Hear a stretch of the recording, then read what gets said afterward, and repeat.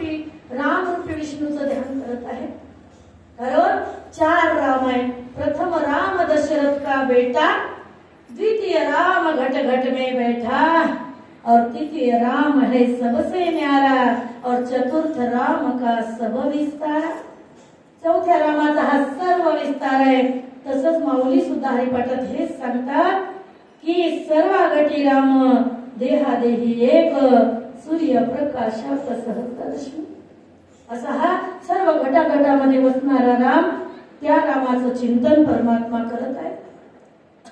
त्यावेळेला काय झालं, सर्वजण दक्ष प्रजापती आले म्हणून उठून उभे राहिले। जेव्हा मोठा व्यक्ती सभेमध्ये येतो त्यावेळेला सर्वांनी त्याचा आदर म्हणून उठून उभं राहायचं असतं। जसं वर्गात गुरुजी येतात शाळेमध्ये आणि सर्व मुले उठून उभे राहतात, तसं आता सर्व उठून उभे राहिले।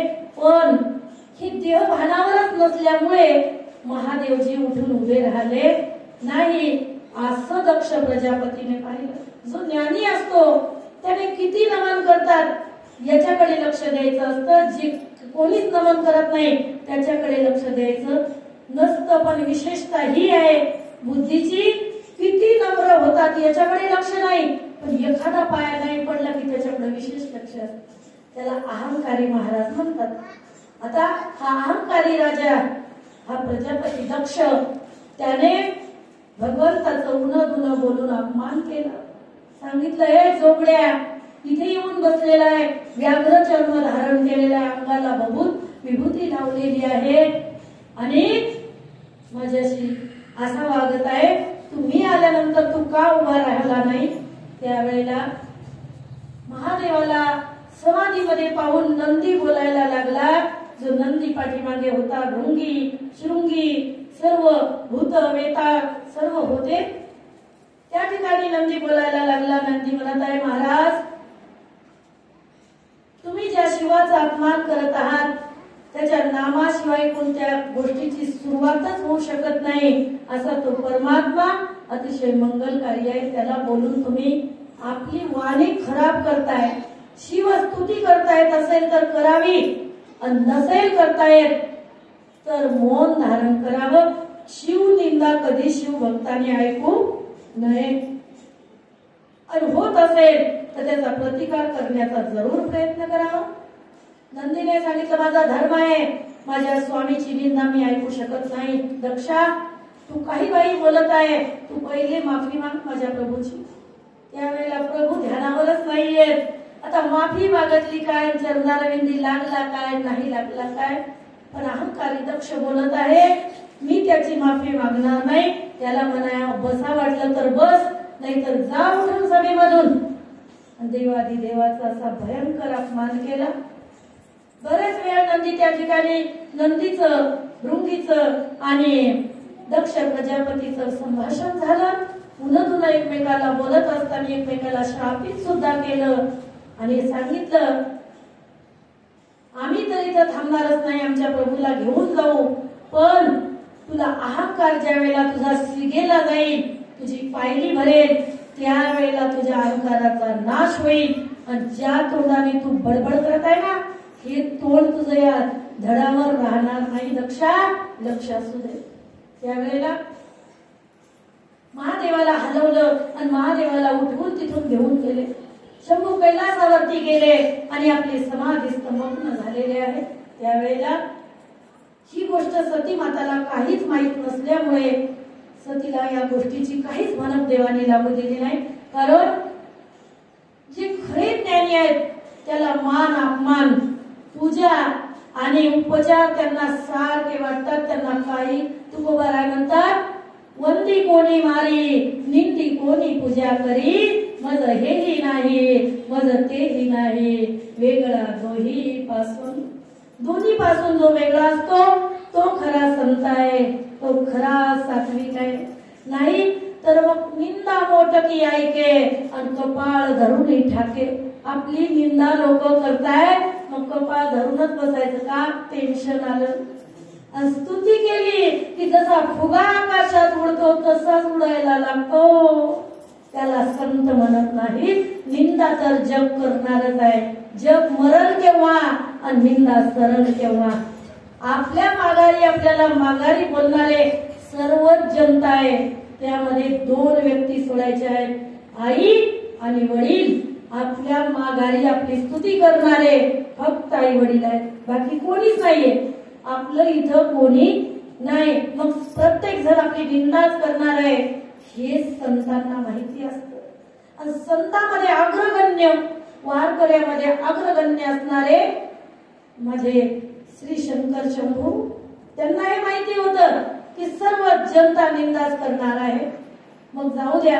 असे बरेच दिवस जात असताना एक दिवस परत विमान चालले, कैलास पर्वतावरून विमान चालले.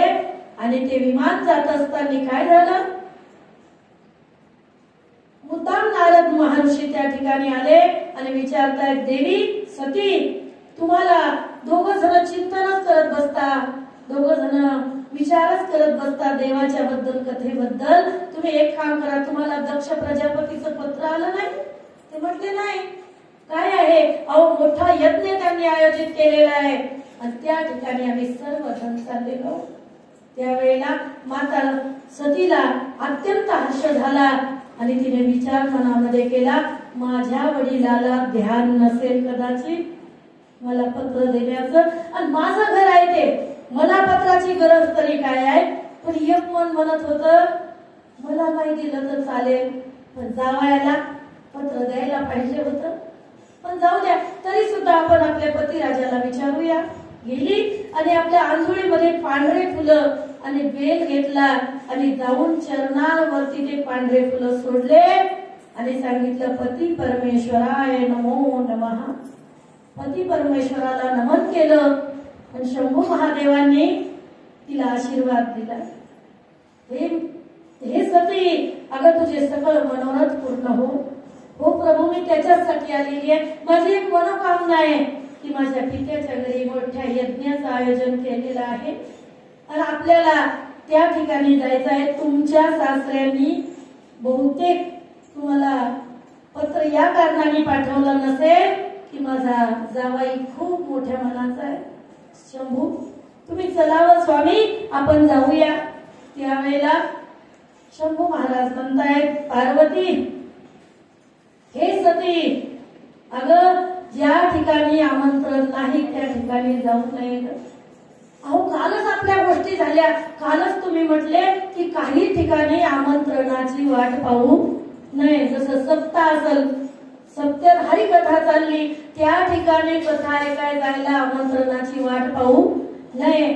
आई वडिलाच्या घरी जाण्यासाठी आमंत्रणाची लेकीने वाट पाहू नये. असे काही ठिकाण आहेत. लग्नाच्या ठिकाणी, सोयऱ्याच्या ठिकाणी बिना आमंत्रणाचं जाऊ नये.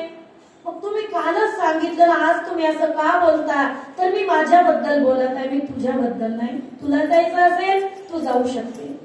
त्यावेळेला सांगितलं, महाराज, शंभू तेथे अंबिका, जिथे तुम्ही तिथे मी आहे.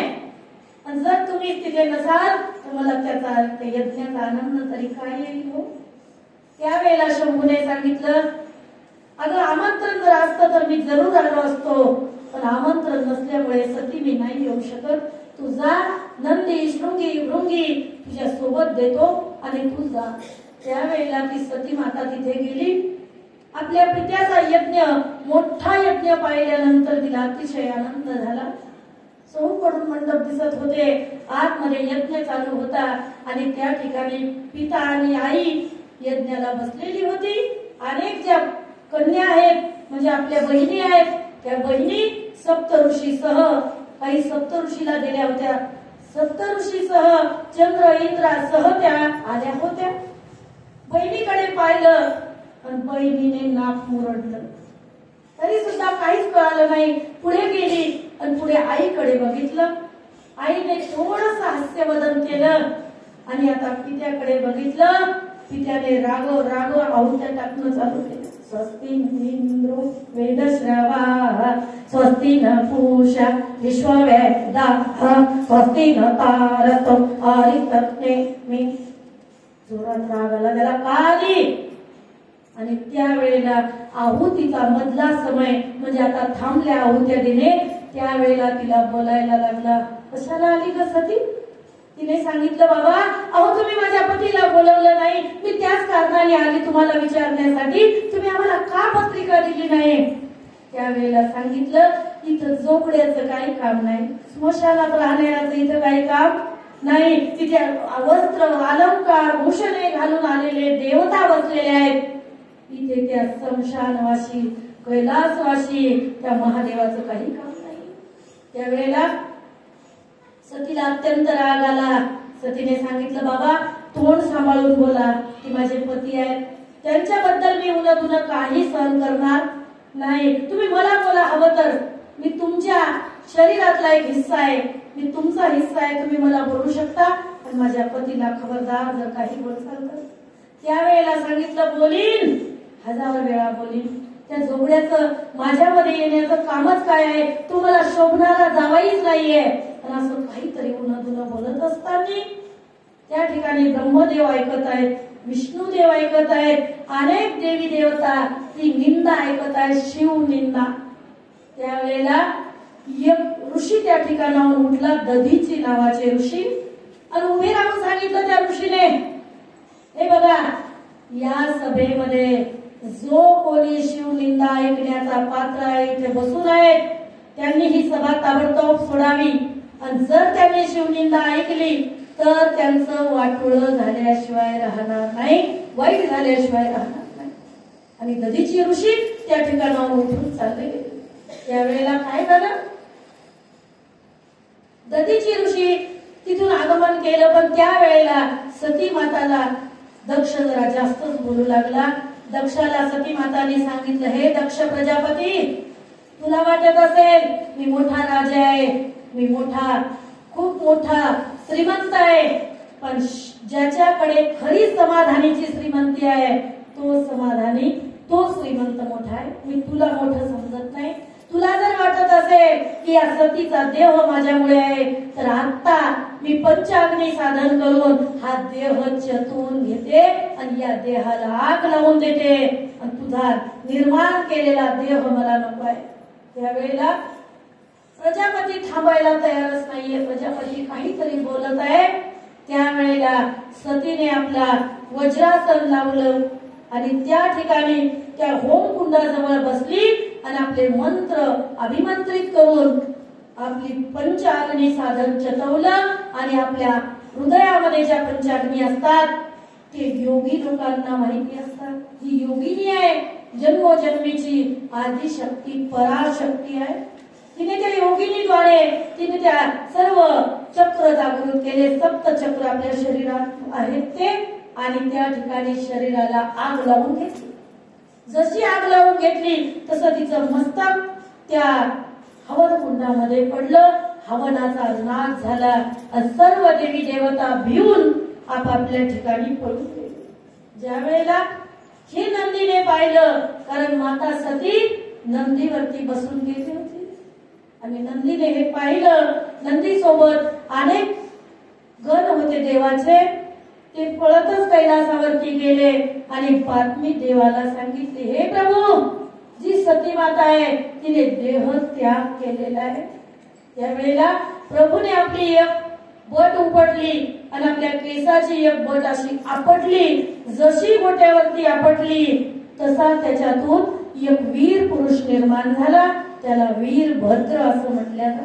परमात्म्याचा रागाचं प्रतीक म्हणजे वीरभद्र आहे. आता वीरभद्र निर्माण झाला आणि वीरभद्राने काय आज्ञा आहे असं प्रभूला विचारलं असताना प्रभूने सांगितलं, वीरभद्र तू जसा आहेस तसा जाय आणि दक्ष प्रजापतीच्या यज्ञाचा विध्वंस करून ये.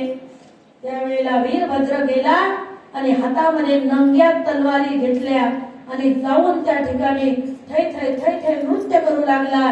आणि जसं जे कोणी जवळ येईल त्याची मान तोडायला सुरुवात केली. देवी देवता भिवून आपापल्या ठिकाणी गेलेलेच होते. आता त्या ठिकाणी दक्ष प्रजापती मध्ये आला आणि दक्ष प्रजापतीचं जे शिर होतं त्यानं ते धडाच्या बाजूला केलं, बाजूला उडवून टाकलं ते शिर. आणि त्यावेळेला दक्ष राणी म्हणजे सती माताची आई विलाप करू लागली, हे ब्रह्मदेवा, हे विष्णुदेवा, हे गुरुदेवा, तुम्ही ताबडतोब या, माझ्या पतीला सद्गती प्राप्त झालेली आहे. त्यावेळेला काय झालं, ब्रह्मदेव त्या ठिकाणी आले आणि वीरभद्र अत्यंत रागात पाहिल्यानंतर कैलासावरती गेले.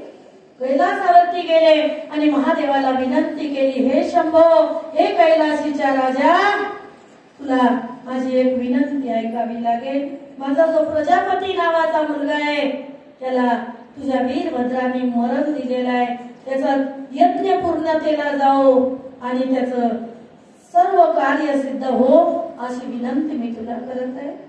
ब्रह्मदेवाची विनंती ऐकल्यानंतर प्रभूने डोळे उघडले आणि त्या ठिकाणी विष्णुदेव सुद्धा आले होते. विष्णुदेवाची आणि ब्रह्मदेवाची विनंती ऐकली. प्रभू तिथे गेले आणि तिथे गेल्यानंतर प्रभूने पाहिलं तर सर्व विध्वंस झालेला आहे. त्या यज्ञामध्ये लघुशंका केली, मलमूत्र विसर्जन त्या यज्ञामध्ये केलं, यज्ञाचा विध्वंस केला. जसा रावणाचा मुलगा निकुंभला देवीचा यज्ञ करत होता एका यज्ञशाळेमध्ये लपून, इंद्रजित नावाचा मुलगा, त्यावेळेला हनुमंतरायांनी तो यज्ञ नष्ट केला होता जाऊन. कारण निकुंभला देवीचं असं वरदान होतं की जेव्हा हा यज्ञ पूर्ण होईल त्यावेळेला इंद्रजिताला कोणी मारू शकणार नाही. आणि इंद्रजित मारल्याशिवाय रावण मारता येत नव्हता, कारण इंद्रजित रावणाला युद्धातच येऊ देत नव्हता. म्हणून तसाच जसा रावणाच्या लंकेमध्ये जाऊन त्या यज्ञाचा विध्वंस हनुमंतरायांनी केला, तसाच आता वीरभद्राने या ठिकाणी तांडवच करून ठेवला होता. ते पाहिलं आणि ब्रह्मदेवाच्या विनंतीला, विष्णुदेवाच्या विनंतीला मान देऊन महादेवांनी दक्षाचं शिर पाहिलं तर शिर यज्ञ कुंडात पडून जळून राख झालं होतं. आणि मग विचारलं की याला कोणाचं शिर लवकरात लवकर जा आणि जे पहिला प्राणी भेटेल त्याचं शिर तोडून आणा आणि या दक्षाला लावूया. मग जात असताना एका बाईने अशा शेळ्या सोडल्या होत्या, शेळ्या, आणि त्या शेळ्यामध्ये एक बोकड प्राणी पुढे चालला होता. तो बोकड पहिल्यांदा दिसला म्हणून त्या बोकडाची मान कापली आणि त्या वीरभद्राने जे विध्वंस केलं होतं दक्ष शिर त्याच्या शिरावरती लावली आणि त्या आता स्तुती करू लागला.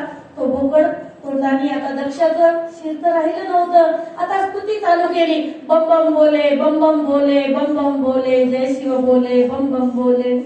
आणि मग प्रभूला ती स्तुती एवढी आवडली की सांगितलं की जो कोणी माझी अशी बम बम बोले म्हणून स्तुती करेल, हर हर हर हर महादेव बम बम बोले, जो कोणी माझी अशी स्तुती करेल मी त्याला तात्काळ प्रसन्न होईल, असं वरदान माझ्या प्रभूने दिलं. असा दयाळू कनवाळू परमात्मा आपल्या दुःखाने दुःखी झालेला आता त्या सतीचं शव त्या ठिकाणी पडलेलं होतं आणि ते शव उचललं आणि असा मागे आशीर्वाद दिला, तुझा यज्ञ पूर्ण हो, तुझे कार्य सिद्धी हो. आणि आता प्रभूने आपली पत्नी अशी कडेवरती उचलली आणि तिला आडवं घेऊन प्रभू फिरत आहेत रानोमाळ. कारण पतीची जर पत्नी मेली ना माऊली त्याच्यासारखं दुःख दुसरं कोणतं नाहीये. त्यावेळेला प्रभूला खूप दुःख झालं, कारण 3 दुःख या जगात अत्यंत मोठे आहेत. बालपणी मरू नये आई, तरुणपणी मरू नये पती किंवा पत्नी, आणि म्हातारपणी मरू नये तरुण मुलगा. कमाई करणारा मुलगा जर तरुणपणी मेला आपल्या म्हातारपणी तर त्यासारखं पाप या जगात कोणतंच नाही. आपलं अत्यंत पाप आहे हे समजून घ्या. कारण झाड जाणी जे फुले, मानस जाणी जे बोले, आणि भोगे जाणी जे केले पूर्वजन्मीचे. जर आपण वाईट भोग भोगत असतील तर समजून घ्या की मागच्या जन्मात आपण काहीतरी वाईट केलेलं आहे. तुम्ही म्हणाल आता हे तुम्ही काहीतरी सांगताय, पाप पुण्य दिसत असतं का? तर दिसतं. ज्या वेळेला या 3 दुःखाला जीवाला सामोरं जावं लागतं त्यावेळेला समजून घ्या पाप आहे पाप. आणि जर आपल्या बिल्डिंगीवर बिल्डिंगी चढत असतील किंवा गाड्यावर गाड्या भेटत असतील किंवा आपल्याला सर्व सुखाची प्राप्ती होत असेल तर समजून घ्या की आपलं पुण्य आहे. म्हणून आपण गाडीवर नाव टाकतो आई वडिलाची पुण्याई, म्हणजे